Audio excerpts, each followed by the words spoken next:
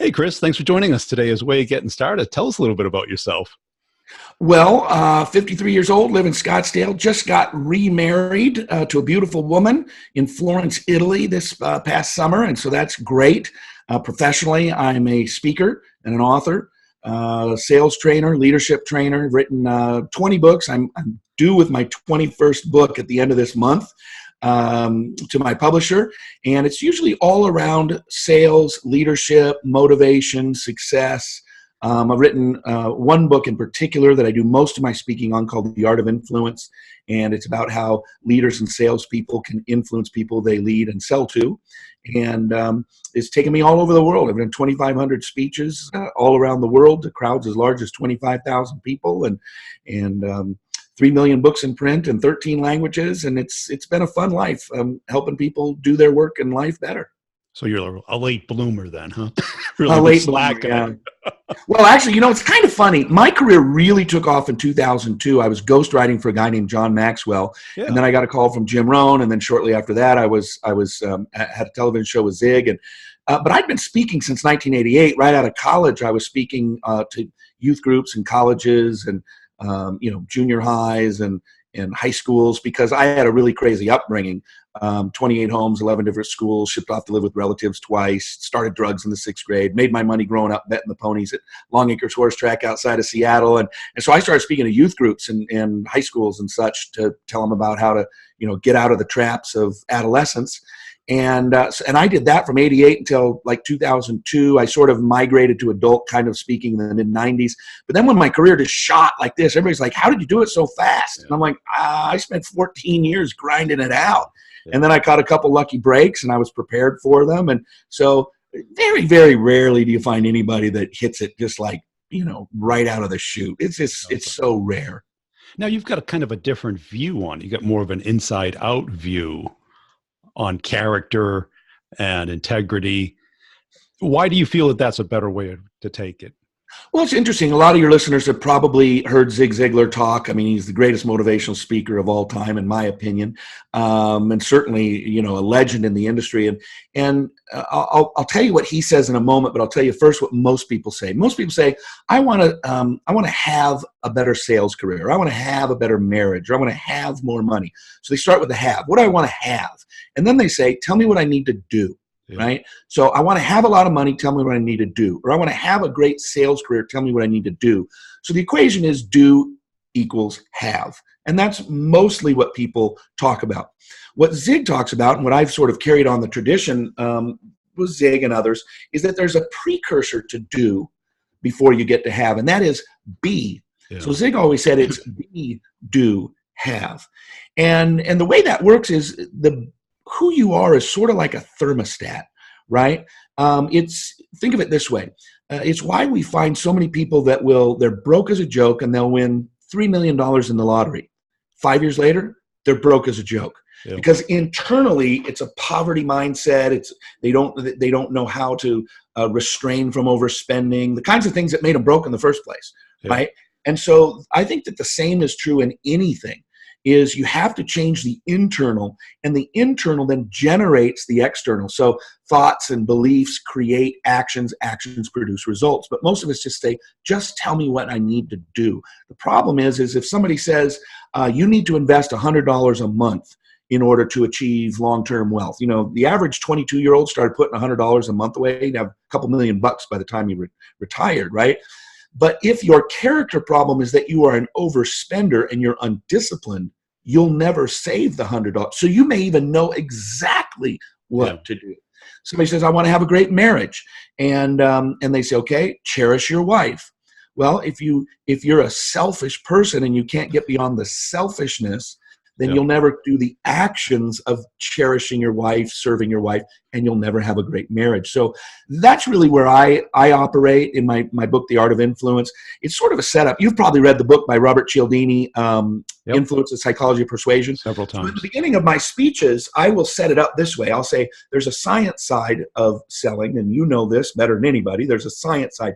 It's what you do. There's certain techniques. There's certain closes. The double assumptive close, right? Do you want the red one or the blue one? You don't say, do you want it or not? You say, do you want the red one or the blue one, right? That's a technique.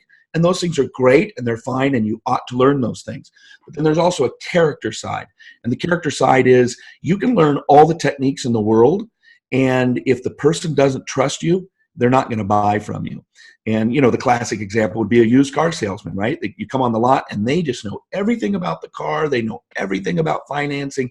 They're just sharp, sharp, sharp. They use all the right techniques, but there's just something you don't trust. And you say, I'll get back to you. And you don't buy. So they go hand in glove, really. You should have tremendous skills. You should hone your sales skills endlessly, but you can't neglect the character issue.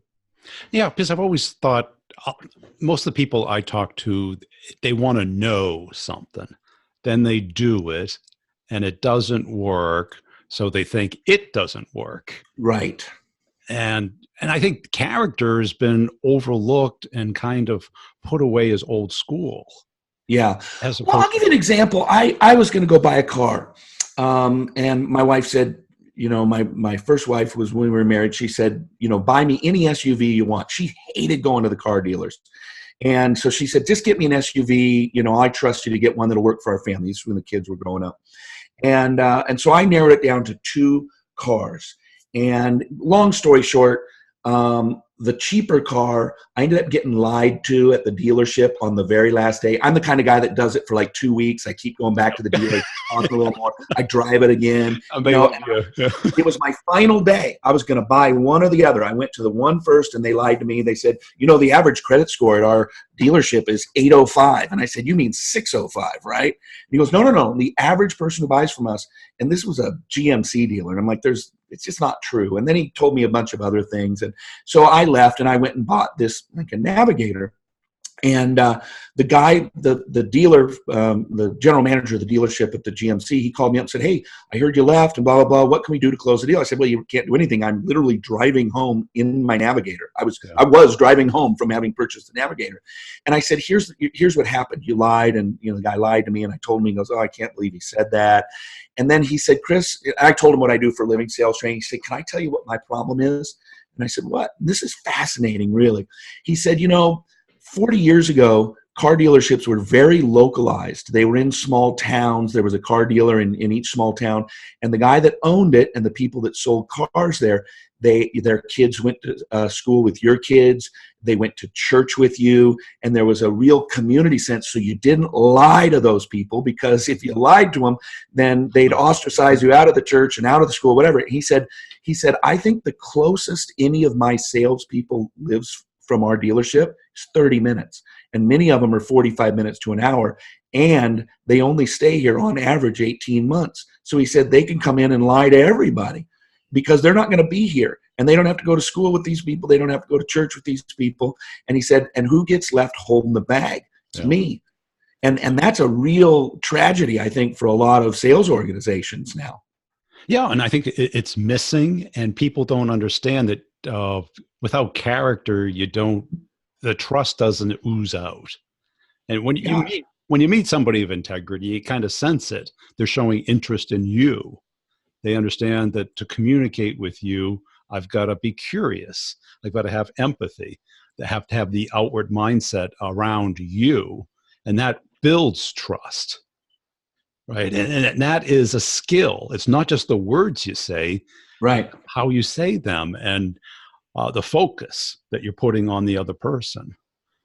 Well, and we're constantly, I think, particularly in sales, we're constantly put into these moments where we have a decision. Am I going to bend the truth a little bit and make a little bit more money, or I'm going to stay the line and make more money in the long run? What I've always taught people is if you're dishonest and lack integrity, you can make money. You can be successful for a while. For a short time. Yeah. So here's the deal, right? If you think about it, let's take the car salesman deal again. If you lie to somebody, oh, this thing gets 100 miles to the gallon, we got a 12-year warranty, just straight up lie to them the whole time, and they're like, oh, where do I sign? You'll sell that car. Yeah. But you won't sell their brother a car. You won't sell their mother a car. You won't sell them their second car. And, interestingly enough, I ended up buying 2 more cars in 18 months from that Lincoln dealership. I spent about $160,000 on cars in about 18 months because they told me the truth. The third car I bought was a used PT Cruiser. I was at another dealership, and I thought, I wonder if the Lincolns have an old one. I wonder if the Lincoln dealership has an old one that maybe. So I called them from another dealership, and I talked to the sales guy I knew. I said, you got any old PT Cruisers? He goes, yeah, we got a couple of them. We took it on trade. I said, I'll be right there. Draw the paperwork up. They told me which one, it was the right miles. I said, draw the paperwork up. I literally walked in, signed the paperwork, and took the car home because I just got to that point where I trusted them implicitly on it because they had served me well I bought a Navigator, and then I bought that original MKX. And so then the third car I bought kind of sight unseen. But, character is also one of those things that everybody thinks they have and questions everyone else's. Well, so you bring, God, have you heard my speech? Like, this is something I talk about. This is something I talk about all the time, right? This is the problem. So in my seminars, I will ask people, how many of you think we have an integrity problem? And all in America, all the hands go up. Politics, religion, business, there's an integrity problem. Everybody raises their hand. But then I ask a follow-up question, and I'll say, how many of you, speaking of yourself, have little or no integrity? And no one raises their hand. Oh, of course. So then I say, here's the problem. We think there's a giant problem, but I've asked 1 million people that question over the years. Never has anybody raised their hand and said, yep, that's me, no integrity. I lie, cheat, and steal. That's how I make my way in life. And so here's the problem. So I really started digging in deep on that. Why is that? Here's why. When another person does something wrong, we judge their actions. That was wrong. That's a lack of integrity. When we do something wrong, and we all do, we're all put in those positions where we bend the truth or, we do something, we all break our moral code at some point or another. If you're a person of faith, you call it sin. If you're not a person of faith, you call it shortcomings or, mistakes, whatever you want to call it. But when we do it, we don't judge our actions. We judge other people's actions. When we do it, we judge our intentions. Yeah, I didn't intend to cut you off. Yeah. I didn't mean to. I'm a good guy. I didn't mean to. It was a mistake. I was in a rush. I'm having a bad day. Exactly, right? And there's the discrepancy and why we don't let anybody else get away with it, but we get away with it ourselves. But here's the problem. The other people are judging our actions because they're looking at us. Yeah. And how do we go about building our character, reinforcing it, and making sure that it is something that we start with? Well, I think first of all, and this is what's interesting about our societies. We've become a multicultural society. We've gotten away from shared values and such like that. 100 years ago, everybody agreed on right and wrong, and now hardly anybody agrees on right and wrong. And you can talk to some people, and they'll say, "Oh no, that's not wrong at all. That's not unethical." I mean, it was interesting. I belong to the National Speaker Association, and I posted something the other day, and I just wanted to cause a sort of a discussion. And I said, ghostwriting, ethical or unethical? Yeah. And it just went just like that, right? Some people, it's absolutely unethical because it's not that person, and they're passing it off as themselves, and da da da. And other people said, well, as long as it's generally his ideas or her ideas, then the other person does the writing and stuff. There's no shared common agreement even on that. Yeah. Right? Let alone many of the other issues of right or wrong. And some people just don't believe that lying is wrong. And so that's, I think, our biggest challenge. So we have to get back to some shared values. What are the common baseline values? And in the selling industry, I think you have to start with honesty. And I mean, that's just it, honesty. And some people would say, well, I'd rather shade the truth and make the deal because it's not really going to hurt them anyway. And my philosophy is always, I want to be able to look myself in the mirror. So the other day, I run a speakers management company for speakers who want the back end of their business taken care of. And I was talking to a woman the other day. She's sort of an emerging speaker. And after she laid out her business to me, I said, I guess, and I've known the woman for a long time, and I've spoken for some organizations, sales organizations she's been involved in a lot. And I just said, I would love to work with you. You're great. You're a friend. I can't do it because I would be taking too much money and leaving you too little based on where you're at in your gross revenue at this point. And she said, oh, wow, I really appreciate just your forthrightness. I said, but I will tell you this, I will coach you. It's a lot less money. It's $12,500 a year. It's every month, and that would be manageable for you. And I can still give you a lot of the coaching and such that would allow you to build your business, maybe get it to that size where we could do a partnership where you could actually pay me the 20% of your gross revenue. And she was just ecstatic about that and happy to go into a coaching relationship, because I think what she thought was, here's a guy who purposely turned down probably $50,000 a year to take $12,500 a year. It means that I can trust all the stuff he's going to tell me for that year in which I'm in his coaching program. So, and then what happens is as I build her business and get her to the point, then I'll make $100,000 a year running the backside of her business. So the short term usually turns out for a long-term win. And even if it doesn't, you still get to look yourself in the mirror and sleep well at night. And to me, that's my highest value. I want to get to the end of my life. I tell people all the time, Google my name. I'll tell your audience, Google my name, Chris Widener scam, Chris Widener review. You will find nothing after 31 years of being in the business, and since 1996 on the internet. So that's 23 years of being on the internet and people having the ability to write bad stuff about me on the internet. You won't find a single thing, because I've made it a real, doesn't mean I haven't made mistakes, but it does mean that I've made a real conscious effort to do the right thing in every situation. Right, because a couple of things. In one case, you could have gotten that business, but she probably wouldn't have. She would have done the math and would have said, it doesn't make sense. And then there's no relationship. Right. You showed more interest in her than you did in your own business. Yeah, and that's the third point of my speech and my book, The Art of Influence, is consider the other person's interests more important than your own. Yes, that's trust. That's what it builds does trust. not mean that you don't consider your own interests. Yeah. People, I'm not going to be a welcome mat. I'm not telling you to be a welcome mat. I'm just saying that if you will consider the other person's interests more important than your own, then that's what cycles back and creates that trust and that admiration, the loyalty in particular. And it goes back to Zig Ziglar's old quote, you can have anything you want in life if you just help enough other people get what they want out of life. So we as salespeople, we're really servants. We're really saying, what do you want out of this? Yes.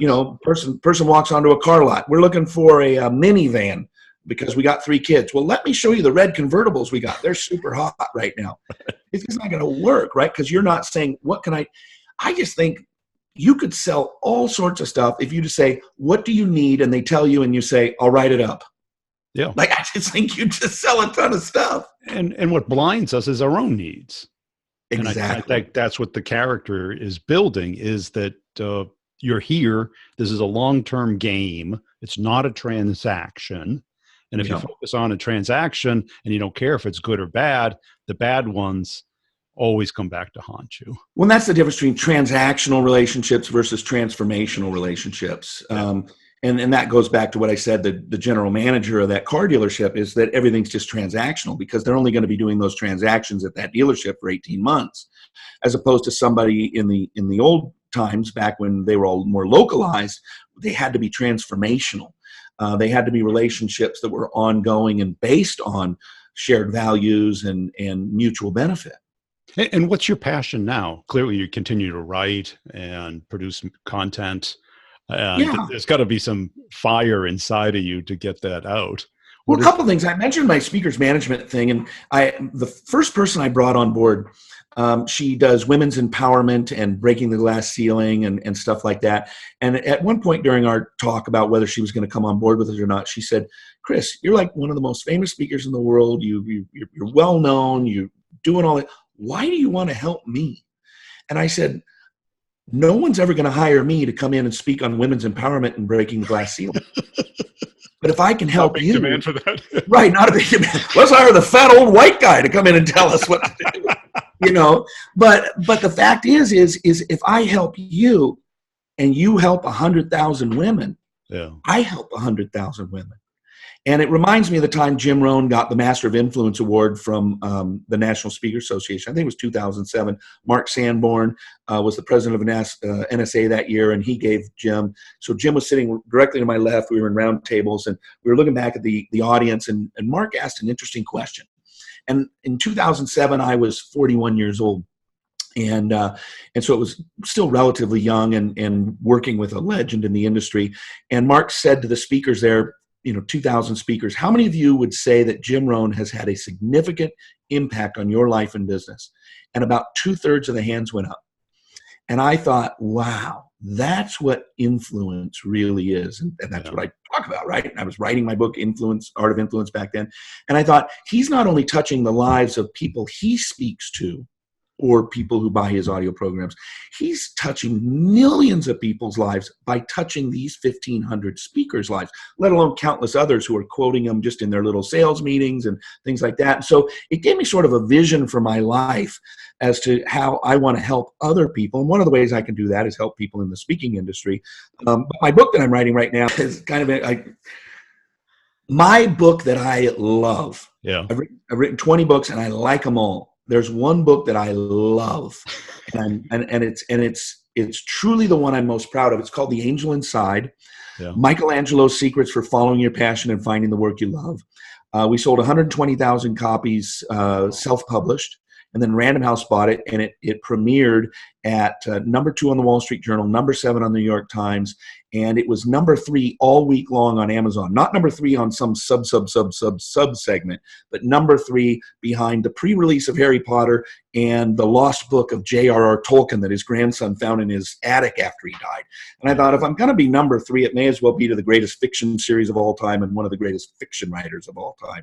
And that book, it's about a young man who is sort of lost. He's 28. He's trying to figure life out, and he bumps into a little old man in the city of Florence, Italy, on vacation. And the whole book is one half day.